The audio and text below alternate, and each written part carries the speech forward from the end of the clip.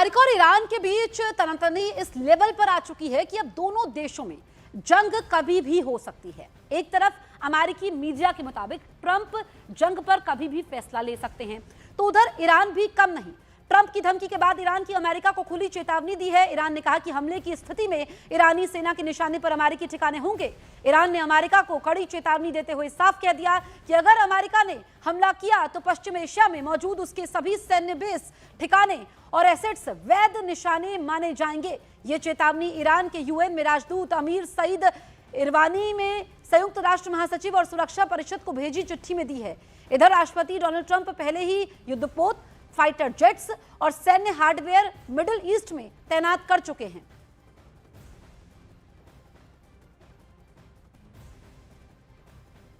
तो ईरान के लिए अगले 24 घंटे बेहद अहम माने जा रहे हैं, क्योंकि अमेरिका ने ईरान पर हमले का मूड बना लिया है। पश्चिमी मीडिया की एक रिपोर्ट के मुताबिक अमेरिकी राष्ट्रपति डोनाल्ड ट्रंप कभी भी ईरान पर हमले का बटन ऑन कर सकते हैं। यानी अमेरिका ईरान में जंग की अब उल्टी गिनती शुरू होने वाली है। अमेरिकी न्यूज एजेंसी एक्सियोस का कहना है कि एक अमेरिकी अधिकारी के मुताबिक अमेरिकी राष्ट्रपति ट्रंप किसी भी समय ईरान पर हमले का फैसला ले सकते हैं। टैरिफ पर अमेरिकी सुप्रीम कोर्ट के झटके से बौखलाए डोनाल्ड ट्रंप ने वॉर का प्लान बना लिया है।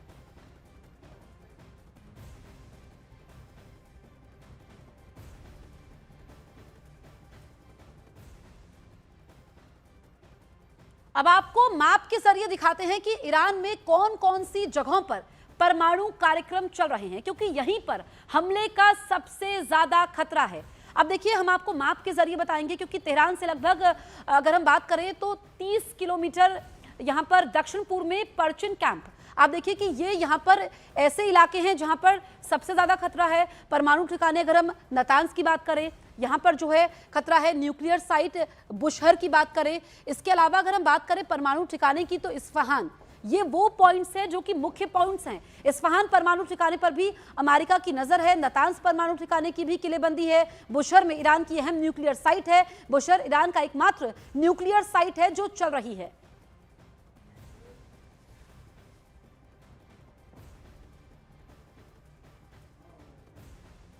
कुछ घंटे पहले तक लिमिटेड स्ट्राइक की बात करने वाले ट्रंप अचानक क्यों इतने एग्रेसिव हो गए?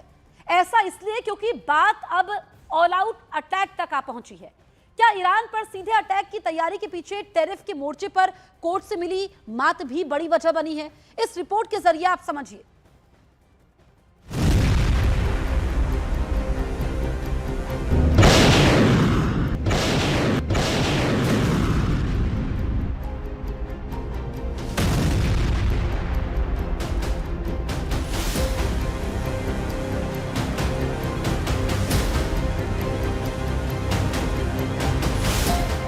ईरान पर लिमिटेड स्ट्राइक के मूड में दिख रहे ट्रंप अब आर पार का युद्ध शुरू करेंगे।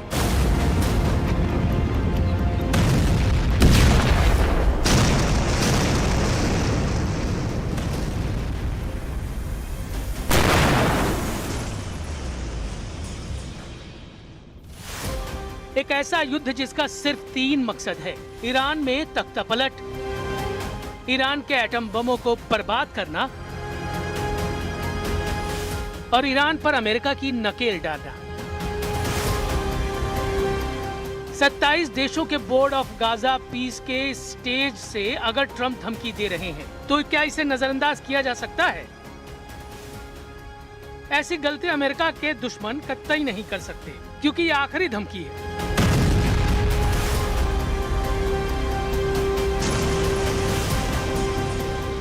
ट्रंप ये बात 1000 बार कह चुके हैं कि ईरान को सरेंडर करना होगा, ईरान को एटमी अड्डों को बंद करना होगा। ईरान के पास कोई चॉइस नहीं है। अगर ईरान ट्रंप की नहीं सुनता तो महायुद्ध होगा। They cannot continue to threaten the stability of the entire region, and they must make a deal. Or if that doesn't happen, I maybe can understand. If it doesn't happen, it doesn't happen. But bad things will happen. Iran पर 2 तरफ से बम बरसेंगे। एक front से America फोड़ेगा, दूसरे front से Israel दहलाएगा। लेकिन Trump चाहते हैं कि एक और फ्रंट एक्टिव हो, जहां से नेटो देशों के हथियारों से ईरान को पीटा जाए।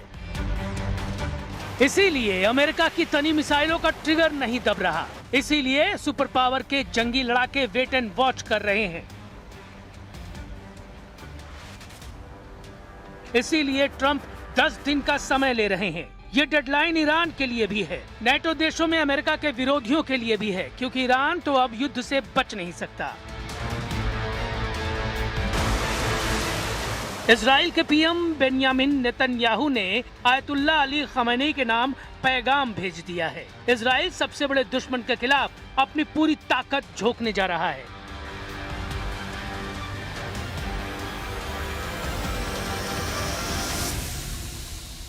ודבר אחד בטוח, אם האייתולות יטעו ויתקפו אותנו, הם יחוו תגובה שהם אפילו לא יכולים לעלות.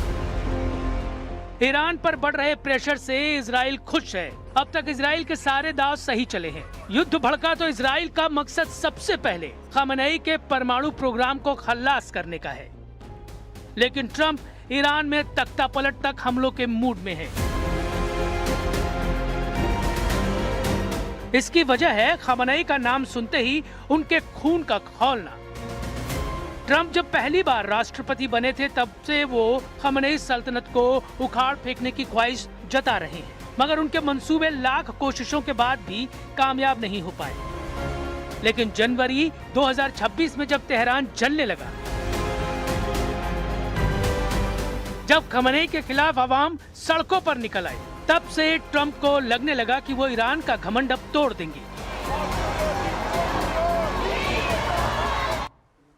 यानी साफ है कि अब आमने सामने की जंग की नौबत आ गई है और इसकी वजह है ईरान के सुप्रीम कमांडर खामेनेई का सरेंडर से साफ इनकार करना।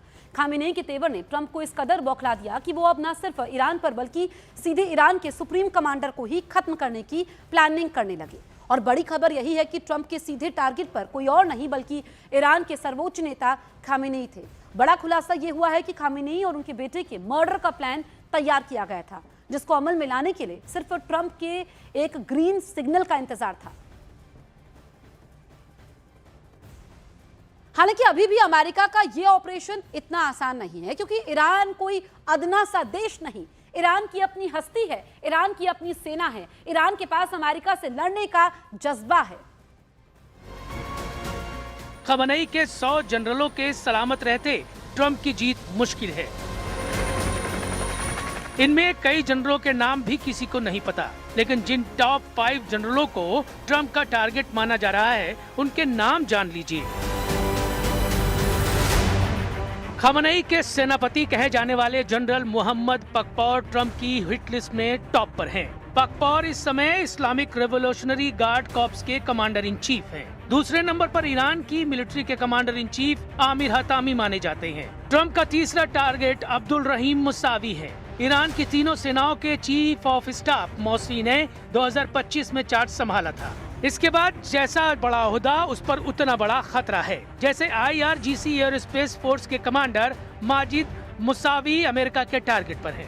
रेवोल्यूशनरी गार्ड के खुफिया विंग के कमांडर माजिद खादेमी को अमेरिका रेडार पर ले चुका है। मुमकिन है ईरान के टॉप जनरलों का सफाया अमेरिका और इजराइल के खुफिया एजेंट ज्वाइंट ऑपरेशन में करे, जैसे कि 2025 में युद्ध के वक्त हुआ था। तब इजराइल ने ईरान के 2 और कमांडरों को मारने का दावा किया था। इसमें एक कुद्दुस फोर्स के कमांडर सईद इजादी थे। सईद इजादी की हत्या ईरान के क्रूम शहर में की गई थी। एक अपार्टमेंट में इजराइल की एयरफोर्स ने बम से उड़ाकर इजादी का अंत किया। वहीं ईरान में IRGC के कमांडर बेनहम शरियारी को बेमौत मारा गया था। कमांडर शरियारी के पास हिजबुल्लाह, हमास और हुती को मदद पहुंचाने की जिम्मेदारी थी। खamenei के जनरलों के साथ अमेरिका इजराइल सीक्रेट अड्डों पर तहलका मचाना शुरू कर सकते हैं। पीएम नेतन्याहू ने जानकारी दी कि इजराइल के दुश्मन फिर से सिर उठाने लगे हैं। कट्टर लड़ाकों को ईरान ने युद्ध में उतार दिया है।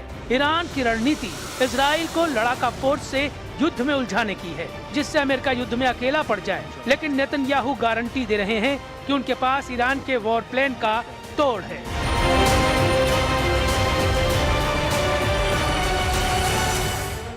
הגורמים הקיצוניים מסרבים לוותר. הם מתארגנים מחדש כדי לאתגר אותנו מחדש. איננו נחים על זרי הדפנה. אנחנו ערוכים ודרוכים להגן על עצמנו מול כל אתגר. ईरान को काबू करना अकेले इजराइल के बस की बात नहीं है, ये बात ट्रंप जानते हैं। ईरान को रोकना उनकी नौसेना के कैरियर स्ट्राइक ग्रुप के लिए भी मुश्किल है, क्योंकि ईरान से युद्ध में बेहिसाब डॉलर का खर्च है। अमेरिका को हर दिन करोड़ों डॉलर का झटका लग रहा है।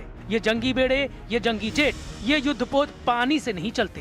इनके एक दिन का खर्च इतना है कि सुनकर सिर चकरा जाता है। द न्यूज इंटरनेशनल की रिपोर्ट के मुताबिक अमेरिका के एक बैटल ग्रुप कैरियर का वॉर जोन में महीने का खर्च करीब 750 मिलियन डॉलर है। रुपए में खर्च करीब 6000 करोड़ रुपए के पार पहुंच जाता है। एक दिन का हिसाब लगाने पर एक कैरियर बैटल ग्रुप की तैनाती पर 25 मिलियन का खर्च आता है। ट्रंप के जंगी जहाजों का खर्च भी चौंकाने वाला है। जिस B-2 की ट्रंप धौस जमाते हैं, उसकी एक राउंड फ्लाइट पर 1 से 2 मिलियन डॉलर फूंक दिए जाते हैं। अगर B-2 बम वर्षक ने बमबारी भी की तो यह खर्च 4 गुना ज्यादा हो जाता है, क्योंकि B-2 जिस GBU-57 बम का धमाका करता है वो एक बम 40 से 50 करोड़ रुपए का होता है। B-2 बम वर्षकों से एक बार हमला इतना महंगा पड़ता है कि ट्रंप भी उसका दुखड़ा रो चुके हैं। मतलब युद्ध में जितना घाटा ईरान को होगा उससे कम अमेरिका का नहीं। ईरान का वैसे भी ज्यादा कुछ दांव पर नहीं है। अमेरिका ने प्रतिबंध लगाकर ईरान को तबाह कर रखा है। ईरान में भयंकर महंगाई है, लोगों की जिंदगी दांव पर लगी है। लेकिन सुप्रीम लीडर अली खामेनेई के लिए वफादारी ईरान में रत्ती भर कम नहीं हुई है। सर्वोच्च धर्मगुरु के लिए जान देने करोड़ों लोग यूं ही सड़क पर नहीं उतर आते। इस वक्त तो अली खामेनेई को रूस के राष्ट्रपति पुतिन की पावर मिल गई है। ईरान के लिए खाड़ी के कई देश रहम की अपील कर रहे हैं। तुर्की जैसा अमेरिका परस्त देश भी ईरान को बख्शने की दुआ मांग रहा है। ऐसे में अगले 10 दिन बेहद संवेदनशील बन गए हैं। ट्रंप की अगर नहीं सुनी गई तो वो क्या कह ढाएंगे, कोई नहीं जानता।